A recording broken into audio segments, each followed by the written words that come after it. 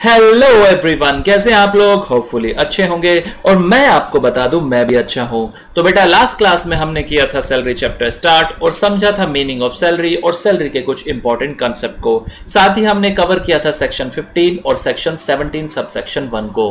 हमने डिस्कस किया था बेटा कि सैलरी चैप्टर को हमने डिवाइड किया है 4 पार्ट में और जो फर्स्ट पार्ट था वो था हमारा रिटायरमेंट बेनिफिट्स और उसमें हमने स्टार्ट किया था टॉपिक ग्रेच्युटी। तो बेटा चलते हैं आज बैलेंस पार्ट निपटाते हैं अपने फर्स्ट पार्ट रिटायरमेंट बेनिफिट्स का। चलिए शुरू करते हैं।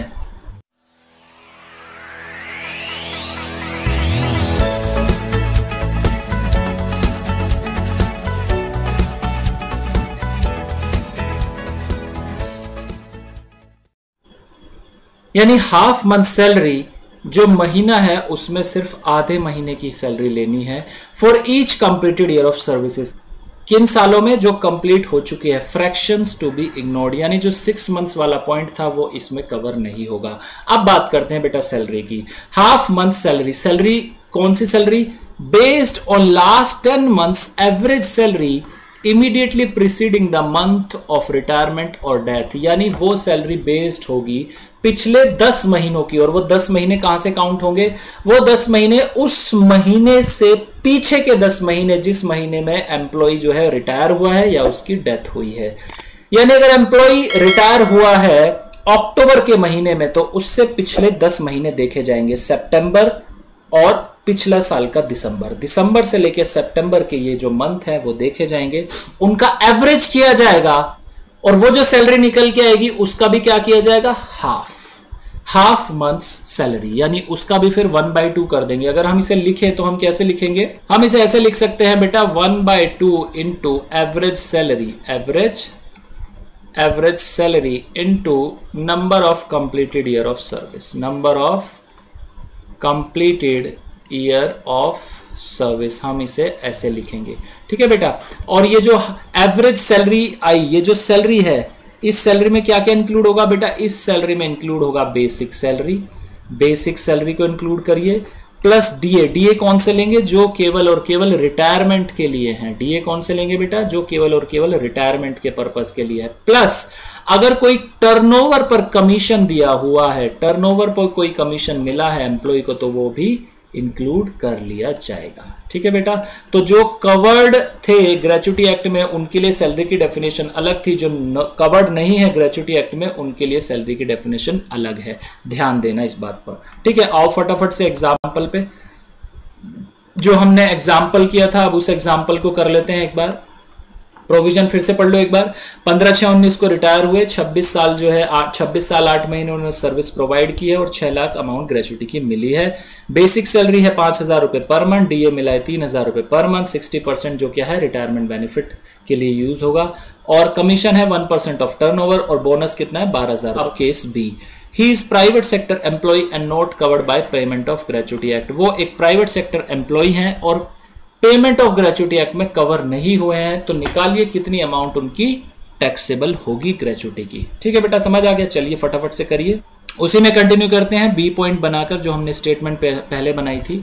तो लॉ क्या बोलता है? Least of the following is exempt, least of the following is exempt. ठीक है बेटा, इतना। तो ये जो हमारा एग्जेम्प्ट क्या क्या है? फर्स्ट क्या बोलता है? फर्स्ट है स्टैट्यूटरी लिमिट।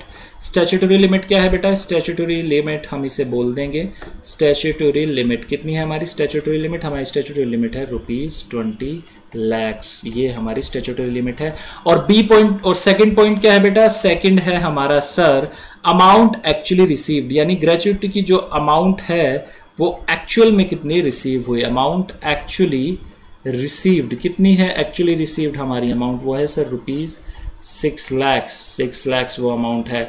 और थर्ड पॉइंट क्या बोलता है बेटा? थर्ड पॉइंट बोलता है sir half into average salary. Average salary sir इस केस में हम देखेंगे average salary into number of completed year of service, number of completed year of service, ये हमने देखे था बेटा। ठीक है। अब आओ जरा 1/2 इंटू ब्रैकेट बना लेते हैं एवरेज सैलरी। एवरेज सैलरी देखेंगे हम पिछले 10 महीनों की, और वो रिटायर कब हुए? वो है जून। तो जून से पिछले 10 महीने देखो मई तक आने चाहिए, ये होंगे सर अगस्त से मई तक के जो बने महीने वो बनेंगे 10 महीने। तो इस अगस्त से लेके मई के महीने में देखो कोई डिटेल है क्वेश्चन में कि इसमें सैलरी बढ़ी या घटी एम्प्लॉय की, तो चेक करो, तो ऐसी कोई भी डिटेल क्वेश्चन में नहीं है। सिंपल 5000 रुपीज पर मंथ लिखा है, तो हम मान के चलेंगे कि उसे अगस्त से मई तक के पीरियड में भी यही उसे सैलरी मिल रही थी। ठीक है बेटा, तो बेटा ये होगा 5000 इंटू 10 और इसका हम क्या करेंगे एवरेज, ये एक ब्रैकेट में लो, प्लस अब देखेंगे हम डीए का कौन सा पोर्शन लेंगे, वो लेंगे जो रिटायरमेंट बेनिफिट को फुलफिल करता है, यानी 3000 इंटू 60% हम कंसिडर करेंगे, 60% ये हो गया 3000 इंटू 60%। ठीक है बेटा, इंटू 10 करो और डिवाइडेड बाई से 10 करो। अब बात करेंगे कमीशन की, कमीशन कितना है, तो टर्नओवर है 12 लाख, उसका 1%, तो 12 लाख जो है उसका 1% करो, 12 लाख इंटू 1%। ठीक है, और ये जो हमें लेना है कितने महीनों का लेना है बेटा, ये भी 10 महीनों का ही लेना है, डिवाइडेड बाय 12 कर दो, क्योंकि ये पर मंथ हमें कैलकुलेट करना है बेटा, इसलिए 12 से डिवाइड किया, और 10 इसलिए किया क्योंकि हमें पिछले 10 महीनों का ये निकालना है। तो ये कितना आएगा कंप्यूट करके, ये आएगा बेटा 1,01,400, ये अमाउंट आएगी। तो याद करो बेटा, least of the following is exempt, तो लीस्ट क्या है उसमें, लीस्ट है सर 1,01,400। तो टैक्सेबल कितना हो जाएगा बेटा, सर टैक्सेबल अमाउंट जो आएगी वो आएगी एक्चुअल में जितनी मिली रुपीज 6 लाख, माइनस हम उसमें से करेंगे 1,01,400, तो ये हमें निकल के आएगा, ये आएगा सर 4,98,600, तो ये सर टैक्सेबल हो जाएगा इस केस में। ठीक है बेटा, समझ आ गया। आइए नेक्स्ट पॉइंट पे अब बात करते हैं कुछ पॉइंट्स की जो रेलिवेंट है ग्रेचुटी के लिए। First point is gratuity receive during the period of service is fully taxable. जो ग्रेचुटी अगर मिलती है सर्विस के टाइम, यानी एम्प्लॉय की एम्प्लॉयमेंट चल रही है उस टाइम अगर उसे ग्रेचुटी मिल जाती है तो वो हो जाती है टैक्सेबल। लेकिन अगर ग्रेचुटी मिल रही है रिटायरमेंट के टाइम, तब वो ऊपर की जो हमने 2 कंडीशन पढ़ी वो लग जाएगी। अगर एम्प्लॉय कवर होता है ग्रेचुटी एक्ट में तो अलग प्रोविजंस हैं, और अगर कवर नहीं है ग्रेचुटी एक्ट में तो अलग प्रोविजंस है। ठीक है बेटा, next, gratuity is receive from 2 और more employer in the same year. तो लॉ बोलता है कि अगर एक एम्प्लॉय को मिल रही है ग्रेचुटी एक से ज्यादा एम्प्लॉयर से एक ही प्रीवियस ईयर में, तो उस केस में जो अमाउंट है ग्रेचुटी की वो 20 लाख को एक्सीड नहीं कर सकती। ठीक है बेटा, नेक्स्ट पॉइंट करता है कि ऐसे एम्प्लॉय की जो पहले किसी और एम्प्लॉयर के यहाँ पे काम करता था और बाद में किसी और एम्प्लॉयर के यहाँ, लेकिन सब्सिक्वेंटली हुआ क्या, उसे पहले भी ग्रेचुटी मिली और बाद में भी ग्रेचुटी मिली। तो उस केस में लॉ बोलता है कि जो पहले एम्प्लॉयर से ग्रेचुटी मिली उस अमाउंट को 20 लाख वाली जो स्टैट्यूटरी लिमिट है उसमें से रिड्यूस कर दिया जाएगा। सपोज इन केस हम एक एग्जांपल ले मिस्टर ए का, उन्हें ग्रेचुटी मिलती है अपने फॉर्मर एम्प्लॉयर से 4 लाख रुपीज की, तो ये जो 4 लाख रुपीज है वो 20 लाख में से लेस कर दिए जाएंगे। अब उनकी स्टैट्यूटरी लिमिट कितनी हो जाएगी, 16 लाख रुपीज हो जाएगी जब वो ग्रेचुटी रिसीव करेंगे अपने प्रेजेंट एम्प्लॉयर से। ठीक है बेटा, ये बात थी। तो इसकी समरी जो है बेटा चार्ट के थ्रू कर लेते हैं। ग्रेचुटी के बारे में क्या बताया, gratuity receive during the service fully taxable होती है, भले ही कोई भी एम्प्लॉय रिसीव करे। Receive at the time of retirement और डेथ, रिसीव कर रहा है रिटायरमेंट के टाइम पर एम्प्लॉय या डेथ के टाइम पर, तो अगर वो एम्प्लॉय है सेंट्रल गवर्नमेंट का या मेंबर है सिविल सर्विसेज का या लोकल अथॉरिटीज का, तो उस केस में ग्रेचुटी की जो अमाउंट हो जाती है वो हो जाती है फुली एग्जेम्प्ट। लेकिन अगर वो है अदर एम्प्लॉयज तो उसकी बनती है 2 category. First, covered under the payment of gratuity act, not covered under the payment of gratuity act. तो जब अगर एम्प्लॉय कवर्ड है पेमेंट ऑफ ग्रेचुटी एक्ट में तो बनती है 3 condition, least of the following would be exempt. First one is ₹20 lakh या actual gratuity की अमाउंट रिसीव्ड, या 15/26 into last drawn of salary into number of completed year of service in excess of 6 months. ये हमने समझा था, कोई covered नहीं है पेमेंट ऑफ ग्रेचुटी एक्ट में तो least of the following exempt. वो कौन से हैं, first is ₹20 lakh, second actual gratuity received, third is half month salary 1/2 into average salary based on last 10 months into number of completed year of services. तो इसकी वो बात करता था। ये था बेटा हमारा ग्रेचुटी एक्ट। अब हम बात करते हैं पेंशन की पेंशन होती क्या है। ऑक्सफोर्ड डिक्शनरी ने डिफाइन किया है कि पेंशन होती क्या है।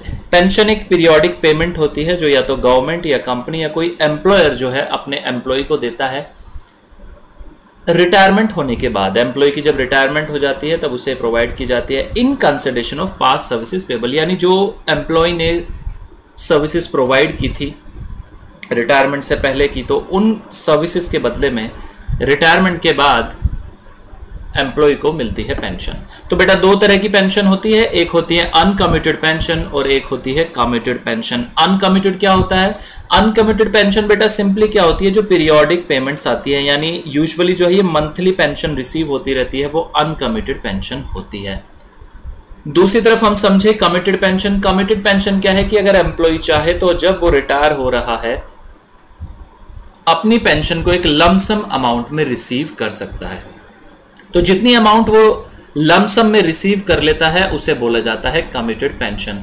दोनों में डिफरेंस क्या है टैक्सेशन पर्पस के हिसाब से? तो बेटा समझिए, जो अनकमिटेड पेंशन होती है वो फुली टैक्सेबल होती है गवर्नमेंट एम्प्लॉयज के हाथ में भी और नॉन गवर्नमेंट एम्प्लॉयज के भी हाथ में। ठीक है, बात करें हम कमिटेड पेंशन की तो उसकी एग्जम्पशन देता है सेक्शन 10 सबसेक्शन 10A। तो समझते हैं कमिटेड पेंशन को कैसे डील करता है इनकम टैक्स लॉ।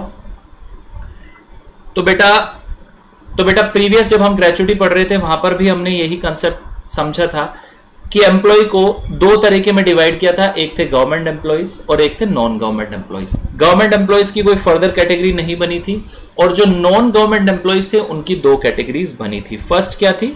सबसे पहले थी जो कवर हो जाते हैं ग्रेचुटी एक्ट में और दूसरे थे जो कवर नहीं होते ग्रेचुटी एक्ट में। तो सिंपल यहां पर भी वही लॉजिक एप्लीकेबल करके हुए हम चलेंगे। एक होंगे हमारे गवर्नमेंट एम्प्लॉयज और एक होंगे अदर देन गवर्नमेंट एम्प्लॉयज। तो फर्स्ट गवर्नमेंट एम्प्लॉयज, हमेशा याद रखें गवर्नमेंट एम्प्लॉयज को अगर मिल रही है कमिटेड पेंशन तो वो हो जाएगी फुली एग्जेम्प्ट। गवर्नमेंट एम्प्लॉयज में क्या क्या आता है बेटा?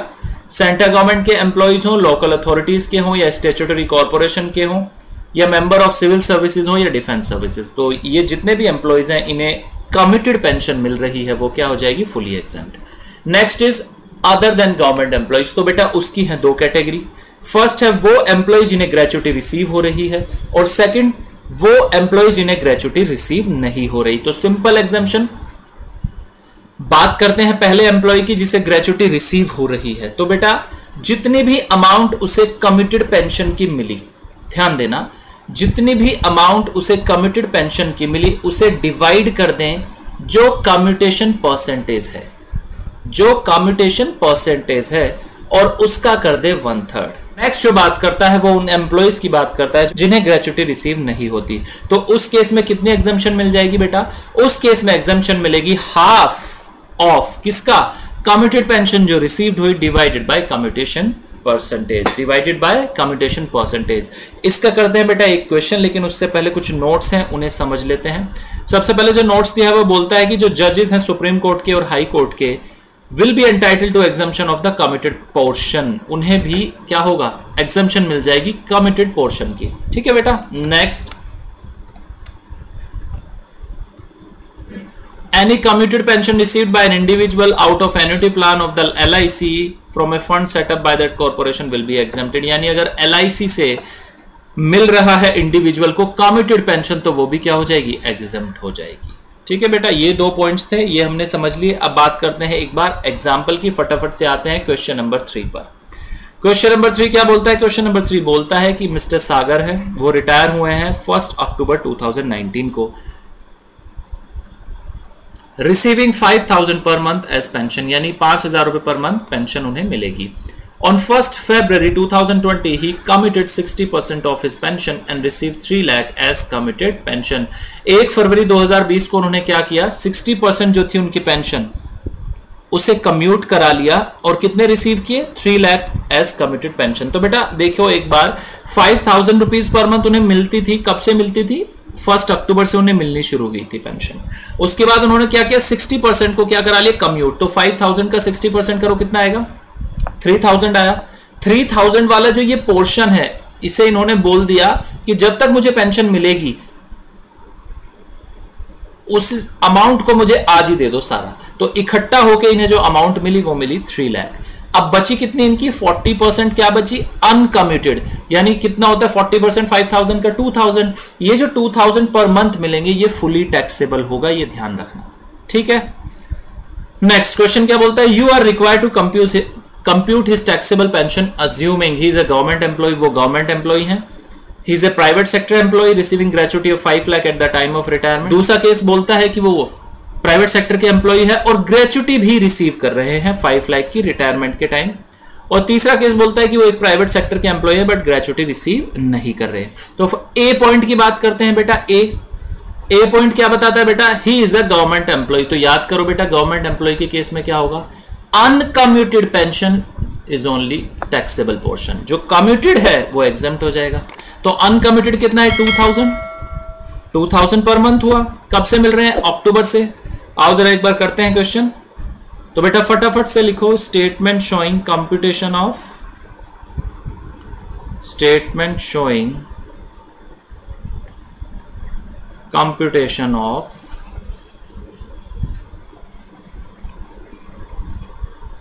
पेंशन ऑफ मिस्टर सागर।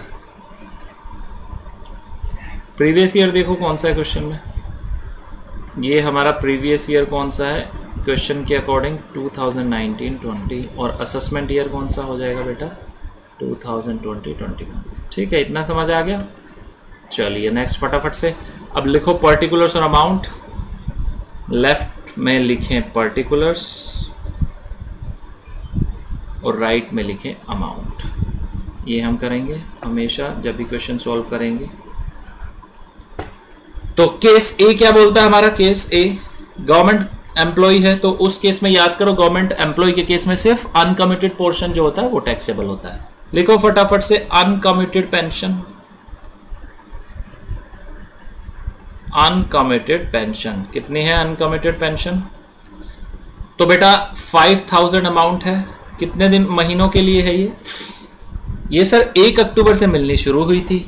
और 1 अक्टूबर से मिलनी शुरू हुई थी बेटा, कब तक जो है ये अनकम्यूटेड रही कंप्लीटली, सर ये जो थी वो रही 1 फरवरी से पहले पहले, यानी अक्टूबर नवंबर दिसंबर जनवरी 4 महीने जो थी वो ये कंप्लीटली अनकम्यूटेड रही। प्लस 5000 का फिर क्या हो गया, 40% जो था वो अनकम्यूटेड रहा। बचे कितने महीने आगे, फरवरी मार्च 2 महीने। ठीक है बेटा, तो कितनी हो गई ये अमाउंट, ये अमाउंट हो गई 24,000। तो गवर्नमेंट एम्प्लॉय के केस में केवल 24,000 अमाउंट ही होगी टैक्सेबल।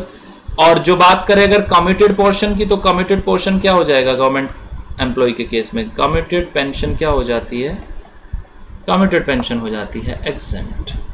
ठीक है बेटा, तो ये था हमारा केस ए।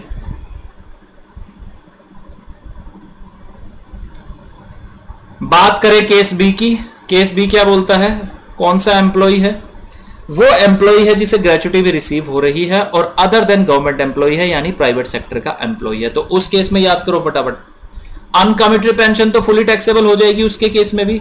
तो अनकम्यूटेड जो पेंशन है वो तो सेम रहेगा इस केस में भी, केस बी में भी अनकम्यूटेड पेंशन सेम रहेगा। अनकम्यूटेड पेंशन कितनी आएगी अमाउंट, अनकम्यूटेड पेंशन की आएगी 24,000। और जो होगी कम्यूटेड पेंशन, कम्यूटेड पेंशन के लिए मिलेगी एग्जेम्पशन जो प्रोवाइड कराएगा section 10 sub section 10 capital A.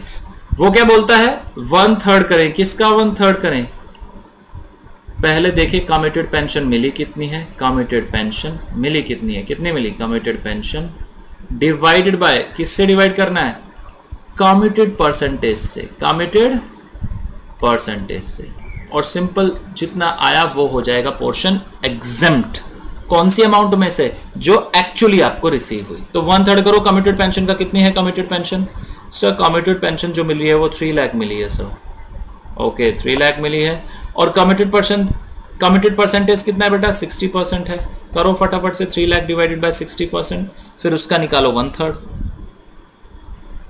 ये आया 1,66,667, राउंड ऑफ करके लिखते हैं। कम्यूटेड पेंशन मिली कितनी थी, ये मिली थी हमें 3 लाख, तो लेस करो बेटा कितना आएगा, यह आएगा सर 1,33,333। ठीक है बेटा, तो ये टैक्सेबल पोर्शन कितना हो गया, कम्यूटेड पेंशन का हो गया 1,33,333। अनकम्यूटेड तो फुली टैक्सेबल होती है 24,000, वो ऊपर हमने लिखी दिए थे ऑलरेडी। तो कितने हो गए टोटल अमाउंट, 1,57,333 ये हमारी हो गई टैक्सेबल पोर्शन। ठीक है बेटे, ये केस बी था। अब बात करते हैं केस सी की। केस सी क्या बोलता है? केस सी बात करता है उस एम्प्लॉय के बारे में जिसे ग्रेच्युटी रिसीव नहीं हो रही। तो उस केस में अनकमिटेड पेंशन तो बेटा हर किसी के केस में टैक्सेबल है। अनकमिटेड पेंशन कितनी है? अनकमिटेड पेंशन सबके केस में टैक्सेबल है। तो अनकमिटेड पेंशन हम ऑलरेडी कैलकुलेट कर चुके हैं, 24,000 सबके केस में टैक्सेबल। नेक्स्ट है हमारा कमिटेड पेंशन। कमिटेड पेंशन देखते हैं हम। कमिटेड पेंशन कितनी आएगी सर? कमिटेड पेंशन मिली कितनी? 3 लाख मिली। और एग्जम्पशन क्या बोलती है? एग्जम्पशन बोलती है हाफ कर दीजिए अगर ग्रेच्युटी रिसीव नहीं हो रही। कमिटेड पेंशन की अमाउंट लिखें, कमिटेड पेंशन की amount divided by commutation percentage. कितनी है commutation percentage? Divided by commutation percentage. कितनी है बेटा? कमिटेड पेंशन मिली कितनी? 3 लाख मिली। कम्यूटेशन परसेंटेज कितनी है सर? ये है 60%। तो हाफ कर दो फटाफट से, कितना आएगा? ये आएगा 2,50,000।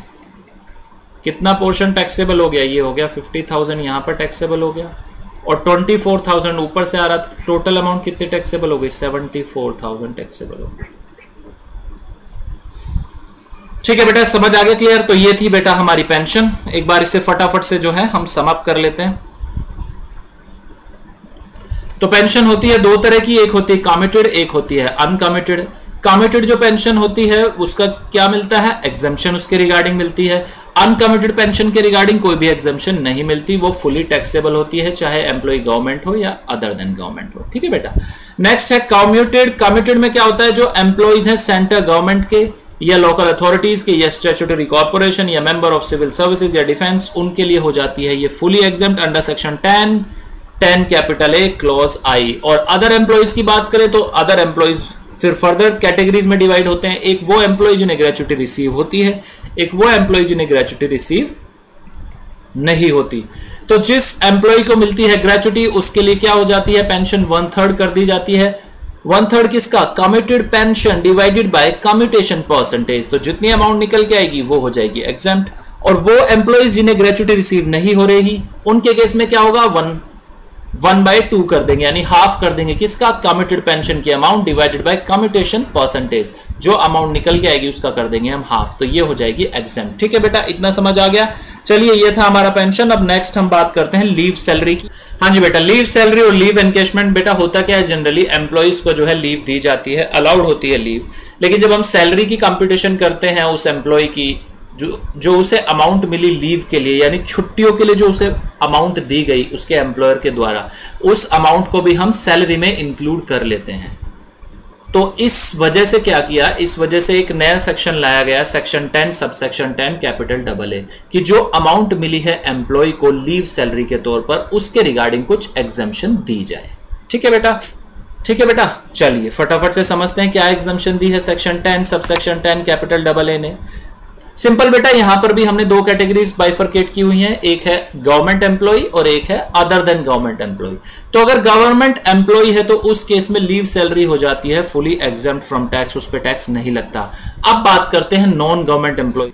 नॉन गवर्नमेंट एम्प्लॉयज की तो यहां पर कोई भी फर्दर कैटेगरी नहीं बनी है, सिंपली नॉन गवर्नमेंट एम्प्लॉयज हैं। तो उसके लिए आते हैं 4 पॉइंट्स जो हमें देखने हैं, डिस्कस करने हैं।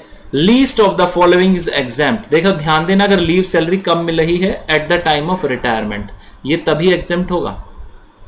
Leave salary receive at the time of retirement is exempt from tax to the extent of least of the following. क्या है वो? फर्स्ट इज ₹3 लाख, यानी एक स्टैट्यूटरी लिमिट है। दूसरा, leave salary actually received, leave salary उन्हें एक्चुअली कितनी मिली। Third, 10 months salary. थर्ड क्या बोलता है? 10 महीनों की सैलरी। और ये 10 महीने कहां से निकलेंगे? On the basis of average of last 10 months. जो पिछले 10 महीने हैं उसके बेसिस पर ये एवरेज निकल जाएगा। पिछले कौन से 10 महीने?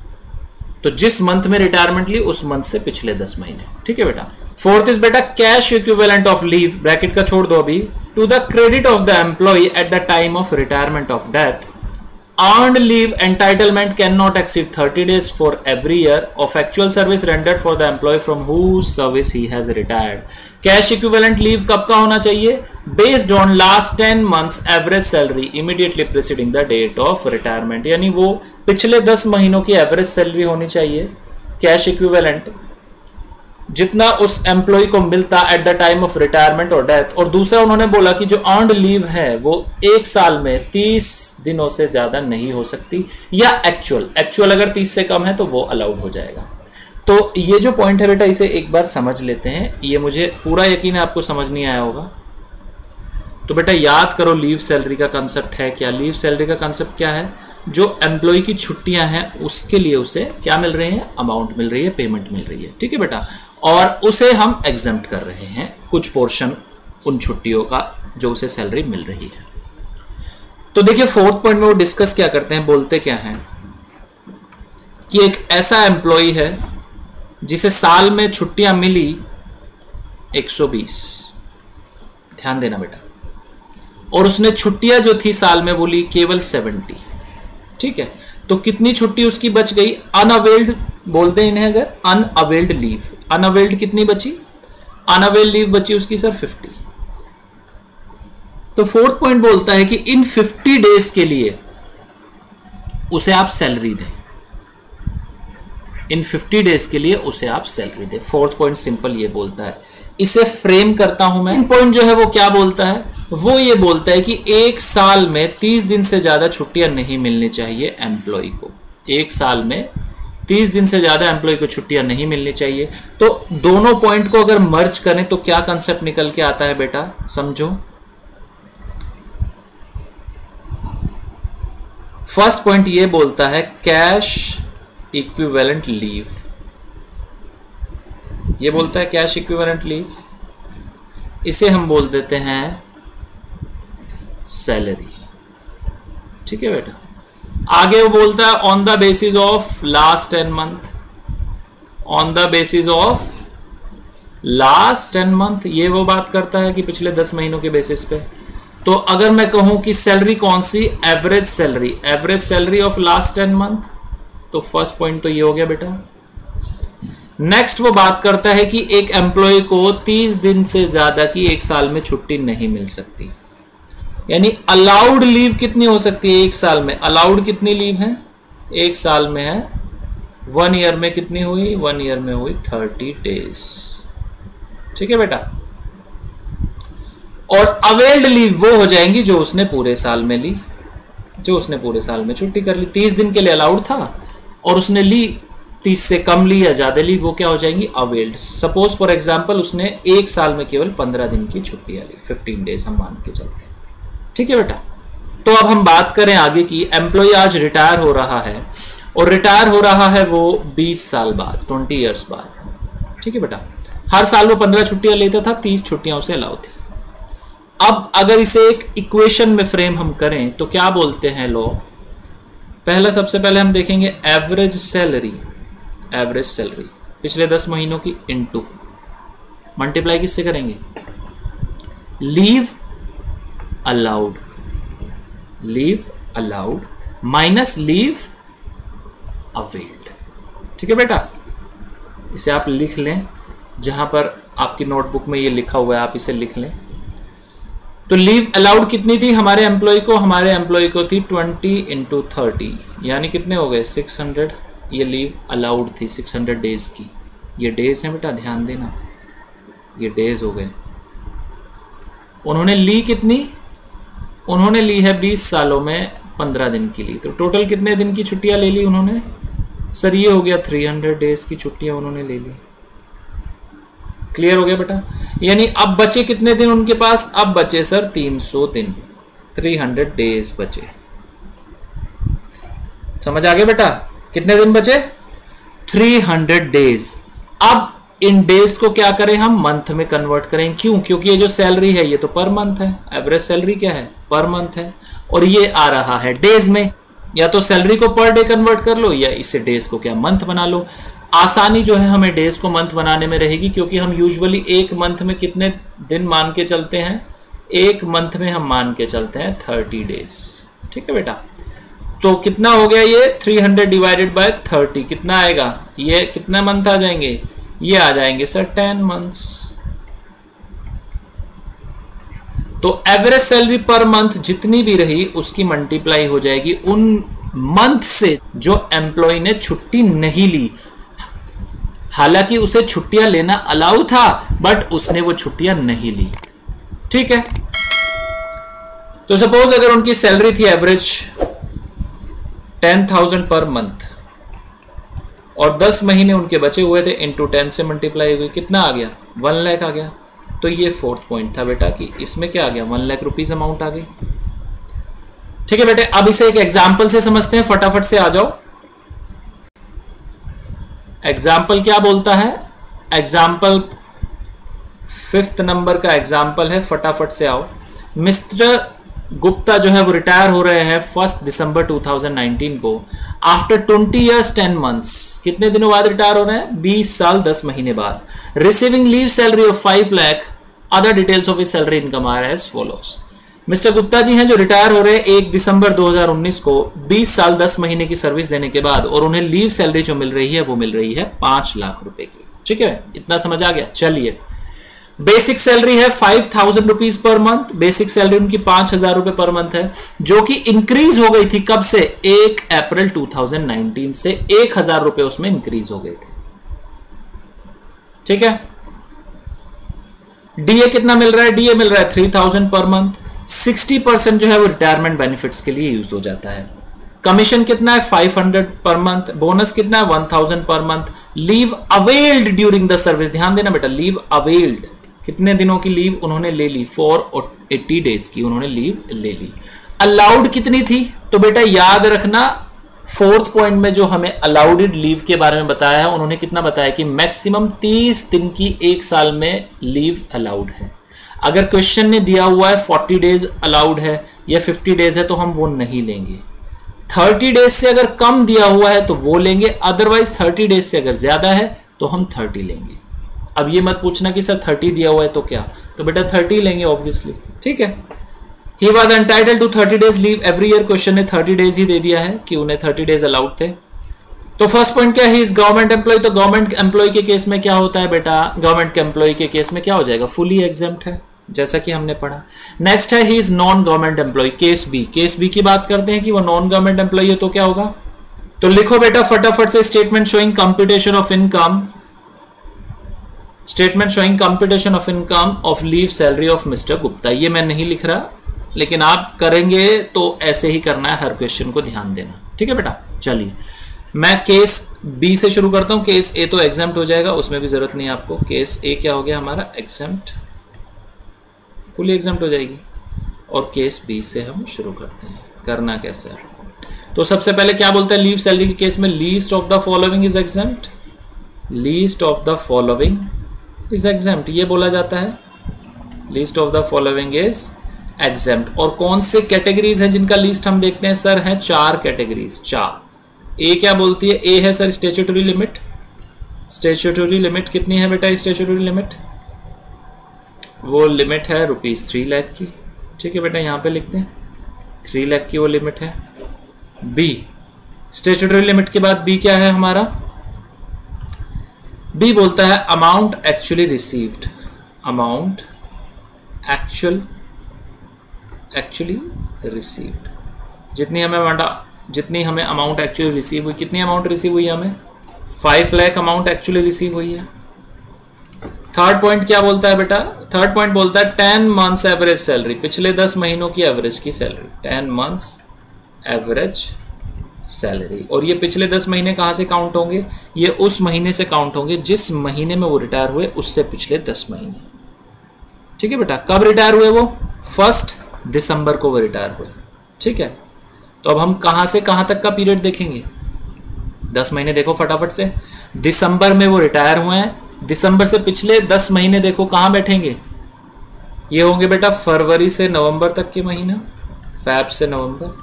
ठीक है, अब इसमें देखो सैलरी कितनी है, फटाफट से आ जाओ। क्वेश्चन ने बताया कि 5,000 रुपए पर मंथ उन्हें बेसिक सैलरी मिलती है, बट इसमें 1,000 रुपए कब इंक्रीज हुए थे? 1 अप्रैल से। तो फरवरी मार्च 2 महीनों को कितनी हो जाएगी सैलरी? 4,000 इंटू 2 प्लस बाकी महीने कितनी है? 5,000।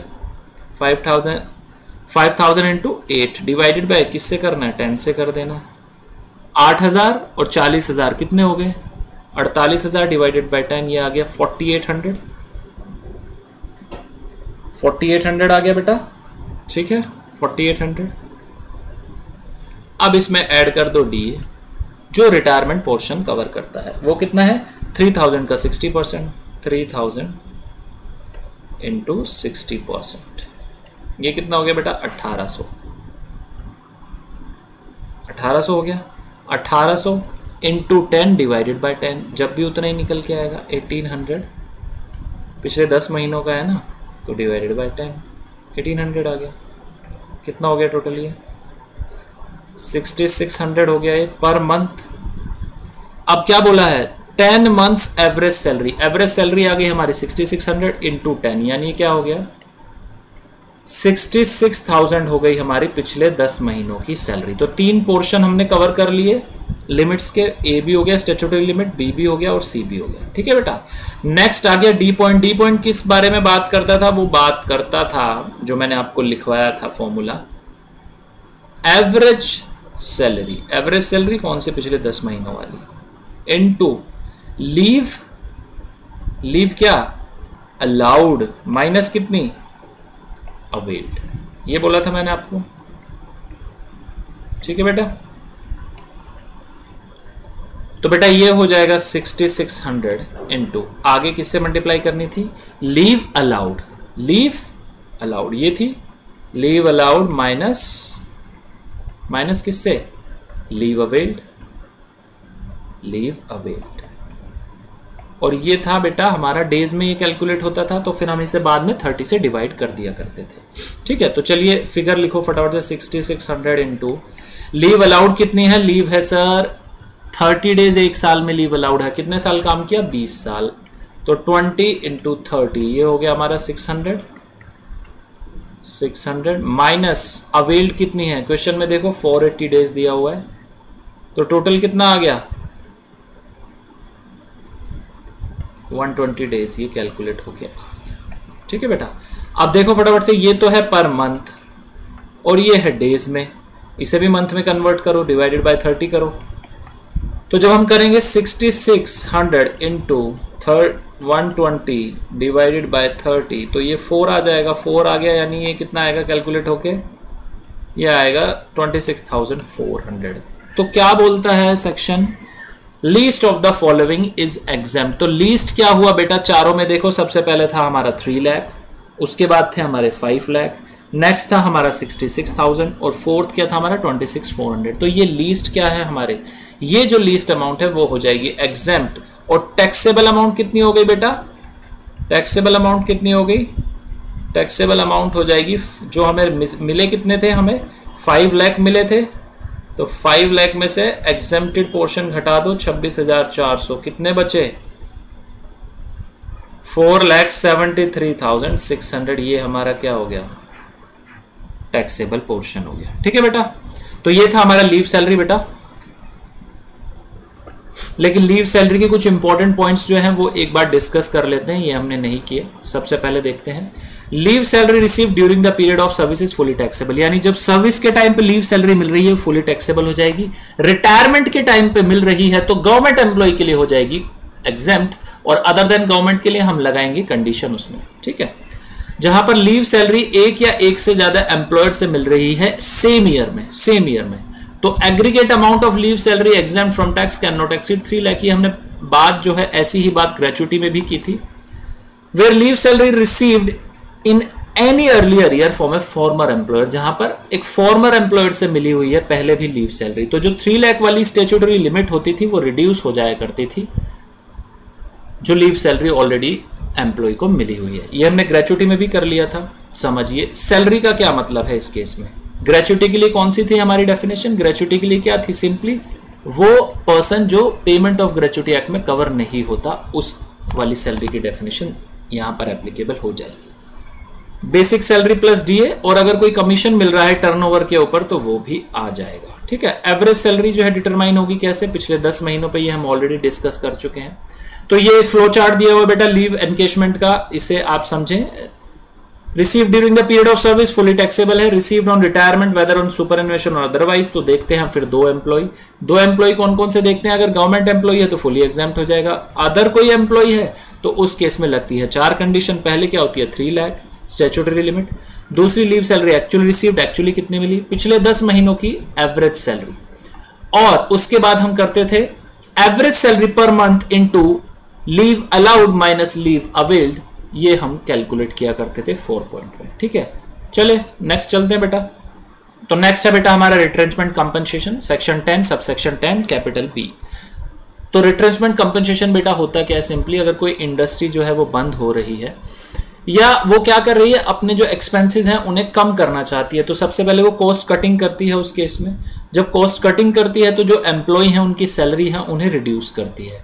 बेसिकली जब ये रिड्यूस कर रही है या टर्मिनेट करती है अपने कुछ एम्प्लॉय को अपनी कॉस्ट कटिंग करते समय, तो उन एम्प्लॉयज को ये दे देती है एक तरीके से कंपनसेशन। तो वो जो कंपनसेशन मिलता है बेसिकली वो टैक्सेबल होता है बेटा सैलरी हेड में, क्योंकि हमने पढ़ा था और इसे माइंड में हमेशा याद रखना, जब भी एम्प्लॉयर से कुछ मिला एम्प्लॉय को तो वो होता है टैक्सेबल। सैलरी में हमने यही समझा।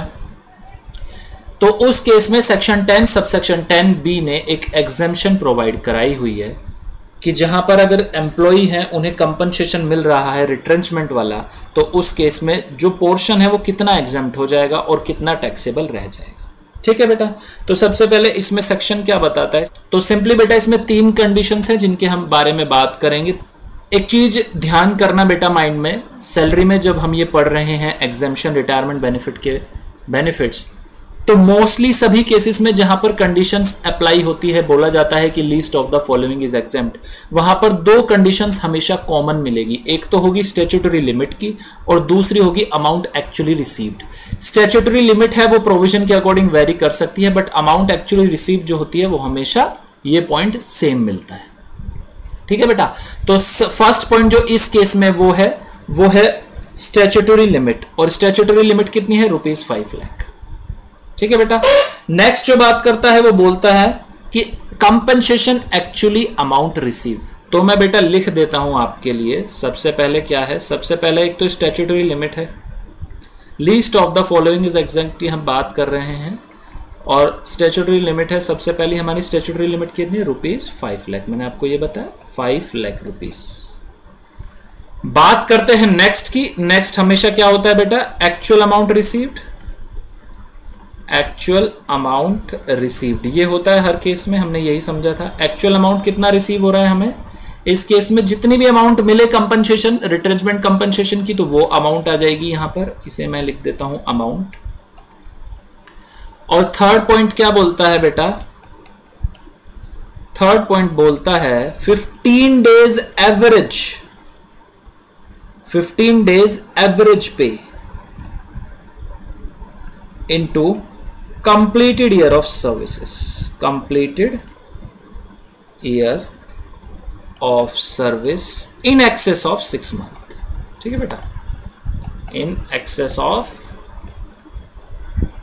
6 मंथ्स, यानी 15 दिनों का जो है एवरेज पे लेना है हमें, और उसकी मल्टीप्लाई कर देनी है, किससे मल्टीप्लाई कर देनी है, number of completed year of services. तो फिर से एक बार पॉइंट ये आ चुका है, ये ग्रेचुटी में भी था बेटा। ग्रेचुटी में कौन से पोर्शन में था ये, जहां पे पर्सन ग्रेचुटी एक्ट में कवर हो रहा है। सेम यहां पर भी यही कंडीशन है कि कितने साल, अगर 20 साल 10 महीने हैं तो 21 साल मान लिए जाएंगे। ठीक है बेटा, और ये 15 डेज एवरेज पे क्या है बेटा, तो बेटा एवरेज पे का मतलब समझो, एवरेज पे है क्या, average pay means average of the wages payable to a workman. जो एवरेज पे है उसका मतलब क्या है बेटा, wages payable to a workman, जो वेजेस दी जा रही है वर्कमैन को उनका एवरेज। फर्स्ट उन्होंने क्या बताया, in the case of monthly paid workman, जो मंथली पेड वर्कमैन है उसका हम क्या देखेंगे, in the 3 complete calendars month, 3 complete calendars months की हम उसके देखेंगे पे।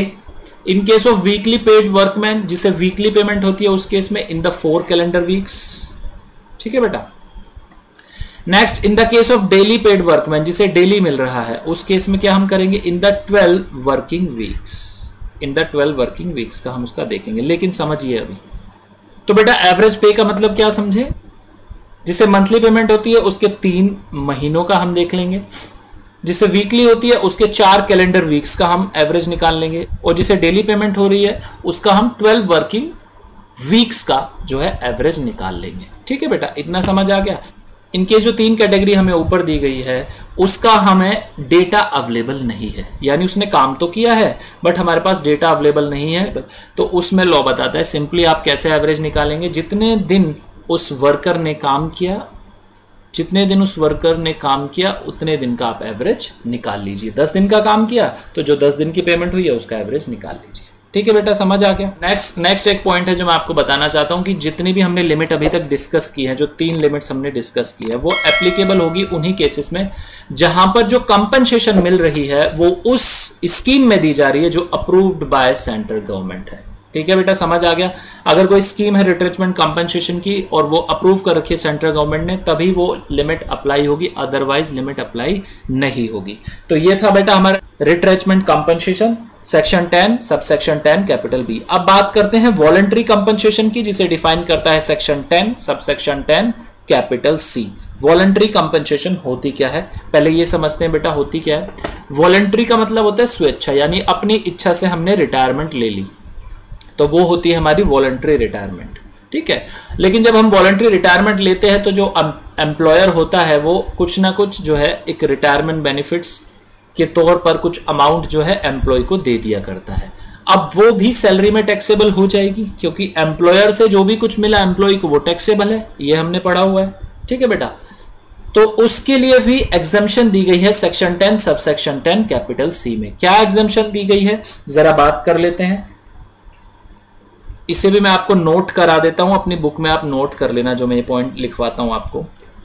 तो बेटा वॉलंटरी कंपनसेशन लिख लो अपनी बुक में, वॉलंटरी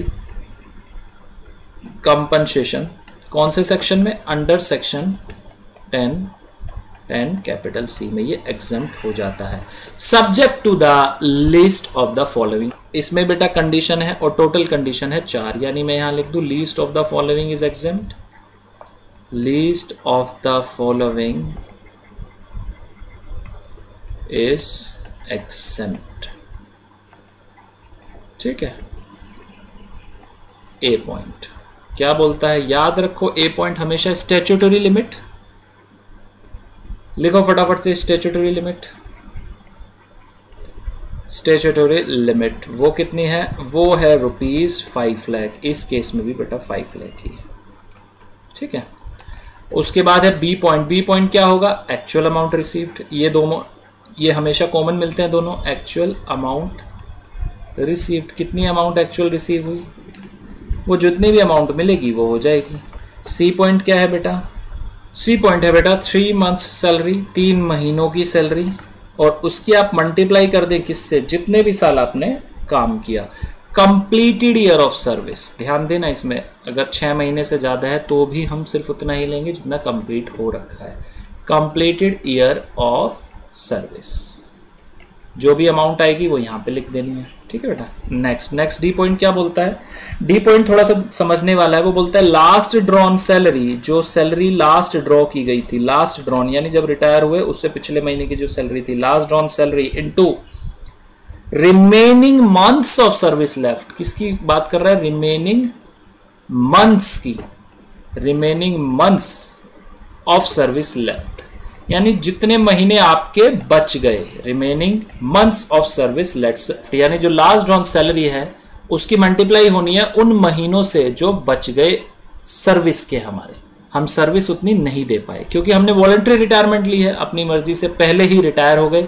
रिटायर होने थे 4 महीने बाद, बट हमने कहा कि अभी रिटायरमेंट दे दीजिए, तो उस केस में हमारे 4 महीने बच गए, तो उसकी मल्टीप्लाई हमें कर देनी अपने लास्ट ड्रॉन सैलरी से। ठीक है, तो उन्होंने बताया कि बेटा ये जो वॉलंटरी कंपनसेशन की लिमिट्स है ये अप्लाई होंगी किस एम्प्लॉय पर, it applies to an employee who has completed 10 year of service और कंप्लीटेड 40 ईयर्स ऑफ एज, यानी उसे कम से कम कितने साल हो गए हों काम करते हुए, उन्होंने 10 साल अपने पूरे कर लिए हों सर्विस के, या उनकी एज कितनी हो गई हो 40 साल। ठीक है बेटा, उन्हीं एम्प्लॉयज पर ये अप्लाई होगा। नेक्स्ट वो बात करते हैं कि ये जो लिमिट है जो अभी हमने बात की 10 साल और 40 साल वाली, ये अप्लाई नहीं होगी अगर वो एम्प्लॉय किसके हैं, पब्लिक सेक्टर कंपनी के। ठीक है। तो नेक्स्ट पॉइंट में उन्होंने बताया कि बेटा ये सभी एम्प्लॉइज पे एप्लीकेबल हो जाएगी, including workers and executive of the company और द अथॉरिटी और कोऑपरेटिव सोसाइटी, यानी सभी वर्कर और एग्जीक्यूटिव्स आगे कंपनी के, बट किसे छोड़ के, डायरेक्टर्स जो होंगे कंपनी के उन पर ये एप्लीकेबल नहीं होगा, या कोऑपरेटिव सोसाइटी के जो डायरेक्टर हैं उन पर वॉलंटरी कंपनसेशन वाली जो कंडीशन है सेक्शन 10(10)(c) वाली वो अप्लाई नहीं होगी। जो वॉलंटरी कंपनसेशन में एम्प्लॉय को हटा दिया गया है और जिस वजह से वैकेंसी हो गई है उनकी पोजीशन पर, वो दोबारा जो है वो फिल नहीं की जाएगी, ये बताया गया है। और दूसरी बात, जो रिटायरिंग एम्प्लॉय है उन्हें दोबारा एम्प्लॉयमेंट नहीं मिलनी चाहिए, या तो उसी कंपनी में या किसी और अनदर कंपनी में। ठीक है बेटा, चलिए कुछ और इंपॉर्टेंट पॉइंट्स की बात कर लेते हैं। नेक्स्ट वो बताता है कि जिस एम्प्लॉय को वॉलंटरी रिटायरमेंट कंपनसेशन मिली है उसे सेक्शन 89 की रिलीफ नहीं मिलेगी। सेक्शन 89 की रिलीफ क्या होती है बेटा, वो डिस्कस करेंगे अभी सैलरी के चैप्टर में ही। इन केस अगर वॉलंटरी रिटायरमेंट कंपनसेशन की एग्जम्पशन मिल गई है सेक्शन 10 सबसेक्शन 10(c) में किसी असेसमेंट ईयर में, तो ये एग्जम्पशन जो है वो दोबारा फिर किसी असेसमेंट ईयर में नहीं मिलेगी एम्प्लॉय को, यानी लाइफ में केवल एक बार ही वो VRS की जो है एग्जम्पशन वो ले सकता है। बात करें कि सैलरी की डेफिनेशन क्या है, VRS में तो सैलरी का मतलब है बेसिक सैलरी और DA, और अगर कोई कमीशन वगैरह मिल रहा है टर्नओवर पर तो वो भी इंक्लूड हो जाएगा। ठीक है बेटा, चलिए करते हैं एक क्वेश्चन। मिस्टर दत्ता है जिन्हें VRS मिल रहा है 7 लाख रुपए का आफ्टर कितने सालों बाद, 30 years 4 months of service. He still has 6 years of service left. उनके पास अभी भी 6 साल बचे हुए थे सर्विस के, और उन्हें मिली कितनी VRS, 30 साल 4 महीने काम करने के बाद 7 लाख रुपए की। ठीक है बेटा, eight the time of VRS उनकी जो बेसिक सैलरी थी वो थी 20,000 पर मंथ, जो DA था रिटायरमेंट का पार्ट था वो था 5,000 पर मंथ। तो कंप्यूट करें उनकी taxable VRS, taxable VRS compute करना है। और साथ में ये भी बताया गया है कि जो दत्ता साहब हैं वो कोई भी रिलीफ सेक्शन 89 की नहीं ले रहे। ठीक है बेटा, तो 4 कंडीशन थी, जरा फटाफट से आओ। 4 कंडीशन क्या बोलती थी, फर्स्ट ये बोलती थी कि स्टैट्यूटरी लिमिट, याद करो बेटा स्टैट्यूटरी लिमिट वो कितनी है, 5 लाख। दूसरी क्या थी, एक्चुअल अमाउंट रिसीव्ड। ठीक है, और थर्ड क्या थी, 3 month salary into completed year of service, पिछले 3 महीनों की सैलरी की मल्टीप्लाई कर दे कंप्लीटेड ईयर ऑफ सर्विस। तो याद करो सैलरी का मतलब क्या है VRS में, बेसिक सैलरी प्लस DA जो रिटायरमेंट का पार्ट है, या कोई कमीशन अगर मिल रहा है टर्नओवर पर वो। ठीक है बेटा, तो सैलरी कितनी है उनकी, 20,000 रुपए पर मंथ है, और DA कितना है रिटायरमेंट के लिए, वो है 5,000 रुपए। तो 25,000 हो गए into 3 months into 30 years, total ये हो गया 22,50,000, ये अमाउंट आ गई। ठीक है बेटा, नेक्स्ट था वो last on salary into remaining months of service left. तो पिछले महीनों की सैलरी हमने कितनी कैलकुलेट की, 25,000 रुपए per month. Remaining months of service कितने हैं, 6 साल है, तो एक साल में कितने महीने, 12, तो 60 मंथ्स हो गए। तो 60 मंथ्स इंटू 25,000, ये आ गया बेटा हमारा 18 lakhs। ठीक है बेटा, तो टोटल हमारा इनमें देखो कि लीस्ट क्या है, 7, 5, 22, 50,000, 18 lakhs, कौन सा इसमें लीस्ट है, तो लीस्ट है हमारा 5 लाख रुपीज। ये जो 5 लाख है वो एक्चुअल जो VRS मिला उसमें से रिसीव हो जाएंगे, तो टैक्सेबल VRS कितना हो गया, 2 लाख रुपीज। ठीक है बेटा, समझ आ गया, VRS भी समझ आ गया। तो बेटा ये थे हमारे रिटायरमेंट बेनिफिट्स। अब हम स्टार्ट करते हैं अपना नेक्स्ट पार्ट, अलाउंसेस। तो बेटा अलाउंसेस को हमने किया है 3 पार्ट्स में devised. First is fully taxable, second is partly taxable, next is fully exempt. बात करें फुली एग्जेम्प्ट अलाउंसेस की तो बेटा इसमें कवर होते हैं अलाउंसेस टू हाई कोर्ट जजेस, जो हाई कोर्ट जजेस को मिले हैं वो allowances. Allowances paid by the United Nation Organisation ने अगर कोई अलाउंसेस पे की है तो वो। Compensatory allowance received by a जज, कोई कंपनसेटरी अलाउंस मिल रहा है जज को तो वो भी बेटा फुली एग्जाम्प्ट अलाउंस होता है। Sumptuary allowances granted to supreme court और हाई कोर्ट जजेस, और allowances granted to government employees outside India. तो इस केस में बेटा जितने भी अलाउंसेस मिलते हैं वो हो जाते हैं fully exempt. Second is are partly taxable, तो पार्टली टैक्सेबल में आता है HRA जिसे हम हाउस रेंट अलाउंस बोलते हैं, और special allowances. Next is fully taxable. Fully taxable allowances वो होते हैं बेटा जो कंप्लीटली टैक्सेबल हो जाते हैं, उनके लिए कोई भी स्पेसिफाई लिमिट नहीं बताई गई है, वो सिंपल पूरे के पूरे टैक्सेबल होते हैं। पार्टली टैक्सेबल अलाउंसेस में क्या है, कुछ लिमिट या कुछ कंडीशन स्पेसिफाई की है, जैसे कि हमने पढ़ा था रिटायरमेंट बेनिफिट्स की तरह, वैसे ही यहां पर हमें कुछ कंडीशन मिल सकती है, या कुछ अमाउंट स्पेसिफाई कर दी जाएगी कि इतने अमाउंट तक जो मिलेगा वो हो जाएगा एग्जम्प्ट, और उससे अगर ज्यादा मिलता है तो वो हो जाता है टैक्सेबल। ठीक है बेटा, तो शुरू करते हैं पार्टली टैक्सेबल में। फर्स्ट पॉइंट HRA से। हाउस रेंट अलाउंस जो होता है बेटा उसकी एग्जम्पशन मिलती है सेक्शन 10 सबसेक्शन 13 कैपिटल A में। हाउस रेंट अलाउंस होता है क्या है? बेसिकली एचआरए जो है एक तरीके का स्पेशल नेचर का अलाउंस है जो एम्प्लॉयर देता है अपने एम्प्लॉय को रेंट फॉर रेजिडेंस, यानी जहां पर एम्प्लॉय रह रहा है, रेंटल अकोमोडेशन है, तो उसके एक तरीके से वो रेजिडेंस के लिए रेंट प्रोवाइड करा देता है एम्प्लॉयर, तो ये हो जाता है एचआरए। इसे भी दो कैटेगरी में बेटा डिवाइड कर रखा है। अगर एचआरए मिल रहा है एक ऐसे एम्प्लॉय को जो रह रहा है मेट्रो सिटीज में, तो कैसे हम डील करेंगे, और उस एम्प्लॉय को जो मेट्रो सिटीज में नहीं रह रहा अदर देन मेट्रो सिटीज, तो हम कैसे डील करेंगे। तो 3 कंडीशन है, बहुत ही आसान है, ध्यान देते हैं फटाफट से। मेट्रो सिटीज के बारे में बात करते हैं। अगर एम्प्लॉय जो है मेट्रो सिटी में रहता है और उसे एम्प्लॉयर एचआरए दे रहा है, तो 3 कंडीशन लगेगी। First, HRA actually receive for the relevant period, यानी जो एक्चुअली एचआरए रिसीव हो रहा है, फर्स्ट कंडीशन ये। सेकंड, जो रेंट जितना पे कर रहा है एम्प्लॉय उसमें से वो लेस कर देगा 10% of salary for the relevant period. अब यहां पर सैलरी का मतलब क्या है वो हम समझते हैं। अभी फिलहाल के लिए इतना समझे कि जो रेंट पे कर रहा है एम्प्लॉय माइनस कर देगा उसमें से 10% of his salary. Next is 50% of salary for the relevant period, यानी वो बोलते हैं कि ये जो 3 कंडीशन है उसमें लीस्ट होगा वो हो जाएगा एग्जेम्प्ट, और बाकी क्या हो जाएगा टैक्सेबल। फटाफट से एचआरए जितना मिला वो, नेक्स्ट जितना रेंट पे कर रहा है employee minus 10% of his salary, और 50% ऑफ सैलरी, इन जो तीनों कंडीशन में होगा लीस्ट वो हो जाएगा बेटा एग्जेम्प्ट। ठीक है, ये थी मेट्रो सिटीज की बात। Next is other cities. Other city की भी सेम कंडीशन है, बस जो थर्ड वाली है वो डिफरेंट है। उसमें सिर्फ 40% ऑफ सैलरी जो है वो टैक्सेबल है और कुछ नहीं है। थर्ड पॉइंट में जो है वो सैलरी का 40% लेते हैं, मेट्रो सिटीज में 50% लेते हैं। ठीक है बेटा, समझिए।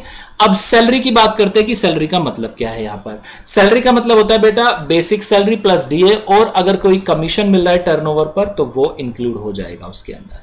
ठीक है, समझ आ गया। अगर असेसी अपने घर में रह रहा है तो बेटा उसे मिलने वाला एचआरए जो है वो टैक्सेबल हो जाएगा, वो एग्जेम्पशन क्लेम नहीं कर पाएगा, पूरा का पूरा टैक्सेबल हो जाएगा। तो एक एग्जाम्पल इसमें दिया हुआ है, इसे आप इजीली कर सकते हैं, इसमें कोई दिक्कत वाली बात नहीं है। नेक्स्ट हम करते हैं कैटेगरी स्पेशल अलाउंसेस की। तो स्पेशल अलाउंसेस जो है बेटा 2 कैटेगरी के स्पेशल अलाउंसेस डिफाइन किए गए हैं सेक्शन 10 सबसेक्शन 14 के अकॉर्डिंग। तो सेक्शन 10 सबसेक्शन 14 क्लोज आई में सबसे पहले अलाउंसेस की हम बात करते हैं। क्या है ये अलाउंसेस? इन अलाउंसेस के बारे में बताया गया है कि वो सारे अलाउंसेस जो एम्प्लॉय को मिलते हैं in the performance of the duties of an office और एम्प्लॉयमेंट ऑफिस प्रॉफिट, यानी एम्प्लॉय को क्या मिल रहा है, एम्प्लॉय जो है अपनी ऑफिशियल ड्यूटी को परफॉर्म कर रहा है और उसके रिगार्डिंग वो कुछ एक्सपेंस करता है जो नेसेसरली और जरूरी है किस पर्पस के लिए, in the performance of his official duties. तो उस केस में जितने भी अलाउंसेस देता है एम्प्लॉयर वो क्या हो जाते हैं बेटा एग्जेम्प्ट। बट कंडीशन क्या है, शर्त क्या है? शर्त यह है कि जो वो अलाउंसेस मिल रहा है वो एक्सक्लूसिवली इनकर्ड होना चाहिए in the performance of the duties of an office, यानी जो ऑफिस की ड्यूटीज वो कर रहा है उसमें इनकर्ड होना चाहिए। ये बात थी सेक्शन 10 सबसेक्शन 14 क्लोज आई की। ठीक है, नेक्स्ट हम बात करते हैं सेक्शन 10 सबसेक्शन 14 क्लोज डबल आई। वो क्या बोलता है कि इसमें भी एम्प्लॉय क्या कर रहा है, इसमें भी एम्प्लॉय कुछ खर्च कर रहा है in the performance of his official duties. लेकिन इसमें फर्क क्या है, यहां जो मिलने वाले अलाउंसेस हैं उनके ऊपर सर्टेन लिमिट स्पेसिफाई कर दी है कि उस लिमिट तक अगर मिलता है एम्प्लॉयर से तो वो हो जाएगा एग्जेम्प्ट, उस लिमिट से अगर ज्यादा मिलता है स्पेसिफाइड लिमिट से तो वो हो जाएगा टैक्सेबल। ठीक है बेटा, तो रूल 2BB ने कौन कौन से अलाउंसेस डिफाइन किए हैं for the purpose of section 10 subsection 14 I and double आई। तो बेटा सेक्शन 10 सबसेक्शन 14 आई के लिए उन्होंने बताया कि जैसे ट्रेवलिंग अलाउंसेस हैं, डेली अलाउंसेस हैं, कन्वेंस अलाउंसेस है, हेल्पर अलाउंसेस है, या रिसर्च या यूनिफॉर्म अलाउंसेस है, ये सारे जो अलाउंसेस हैं इनके ऊपर कोई लिमिट नहीं होती। ये सिंपली जो है जितना एम्प्लॉयर ने दिया और एम्प्लॉय ने खर्च कर दिया फॉर द पर्पस, ध्यान रखना, in the performance of his duties, तो ये एग्जेम्प्ट हो जाया करते हैं। अब बात करते हैं नेक्स्ट बेटा 10 सबसेक्शन 14 डबल आई के अलाउंसेस की। सिंपली इसमें जो है लिमिट स्पेसिफाई कर दी गई है कि अगर इस नेचर का अलाउंस है तो इतनी लिमिट तक मिलता है एम्प्लॉयर से तो एग्जेम्प्ट हो जाएगा, उससे ज्यादा अगर मिलता है तो टैक्सेबल हो जाएगा। ये सिंपल जो है आप एक बार इसे पढ़ सकते हैं, इसमें कुछ भी ऐसा नहीं है जो समझ ना आए, सिंपली आप इसे पढ़ लें। इनकेस अगर आपको कोई प्रॉब्लम आती है तो मुझे व्हाट्सएप कर सकते हैं। तो ये थे बेटा हमारे सेक्शन 10 14 आई और डबल आई के अलाउंसेस जो हो जाते हैं टैक्सेबल। 10 14 आई एंड डबल आई में डिफरेंस आ गया समझ।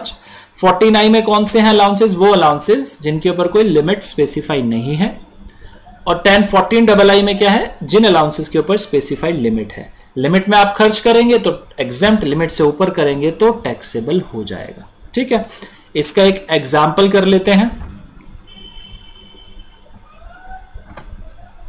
Mister Shrikant has 2 son. Mister Shrikant जो है उनके 2 लड़के हैं।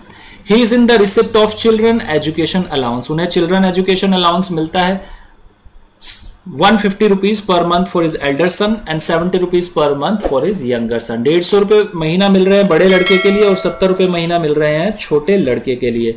आगे वो बताते हैं both his sons are going to school. दोनों जो बच्चे हैं वो स्कूल जा रहे हैं। He is also receive the following allowances. Mister Shrikant children education allowance के अलावा 2 अलाउंसेस और उन्हें रिसीव होते हैं। कौन कौन से? ट्रांसपोर्ट अलाउंस मिलता है 1800 पर मंथ और ट्राइबल एरिया अलाउंस मिलता है 500 रुपीज पर मंथ। ठीक है बेटा, तो कंप्यूट इज टैक्सेबल अलाउंस, तो उनके टैक्सेबल अलाउंसेस कंप्यूट करिए।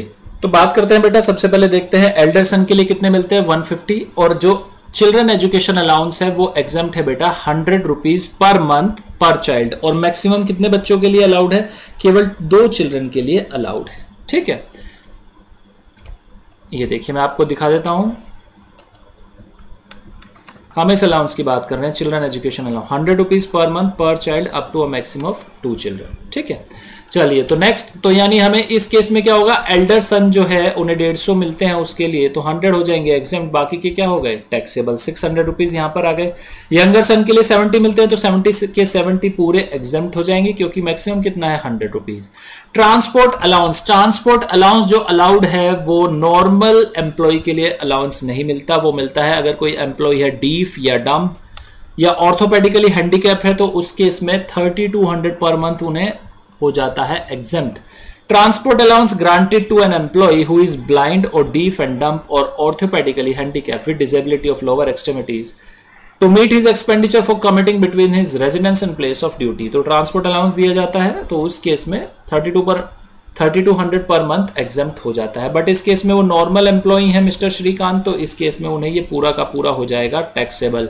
ट्राइबल एरिया अलाउंस जो मिलता है वो 200 पर मंथ का मिल जाता है। 200 पर मंथ तक अगर अलाउंस मिल रहा है तो एग्जेम्प्ट हो जाएगा, अदरवाइज उससे एक्स्ट्रा मिलेगा तो वो हो जाएगा टैक्सेबल। ठीक है बेटा, तो tribal area allowance 500 minus 200 per month into 12, ये आ गया 3600। तो टोटल टैक्सेबल अलाउंस कितने हो गए? 25,800। तो बेटा ये थे हमारे अलाउंसेस। आज का जो होमवर्क है, आज का होमवर्क मैं आपको बता देता हूं कि आपको क्या करना है। सिंपल जो हमने आज पढ़ाई की वो तो आपको रिवाइज करनी ही है, साथ में आपको क्या करना है 10 सबसेक्शन 45 को एक बार प्लेन रीडिंग करनी है। इसमें सिंपली जो मेंबर हैं यूपीएससी के या रिटायर्ड पर्सन है या चेयरमैन है उनकी बात की गई है कि उन पर्सन को मिलने वाले परक्यूजिट्स या अलाउंसेस वो हो जाते हैं एग्जेम्प्ट। तो ये बेटा आपको जो है एक बार रीड कर लेना है। तो नेक्स्ट क्लास जब हम स्टार्ट करेंगे तो एक बार इसे डिस्कस करेंगे और फिर उसके बाद परक्यूजिट्स और डिडक्शन पर आएंगे। ठीक है बेटा। बेटा वीडियोस जो आप ये देख रहे हैं आपको पसंद आती है तो प्लीज इसे लाइक किया करें और इनकेस आपका कोई फ्रेंड है या कोई नीडफुल पर्सन है तो आप उसे भी शेयर भी कर सकते हैं। तो ये थी बेटे हमारी आज की क्लास। अब मिलते हैं नेक्स्ट क्लास में, तब तक आप करिए रिवाइज और इनकेस अगर आपको आती है कोई प्रॉब्लम तो आप कमेंट सेक्शन में लिख सकते हैं या आप हमें व्हाट्सएप कर सकते हैं। हमारा व्हाट्सएप नंबर है 8287377353। तो मिलते हैं नेक्स्ट क्लास में।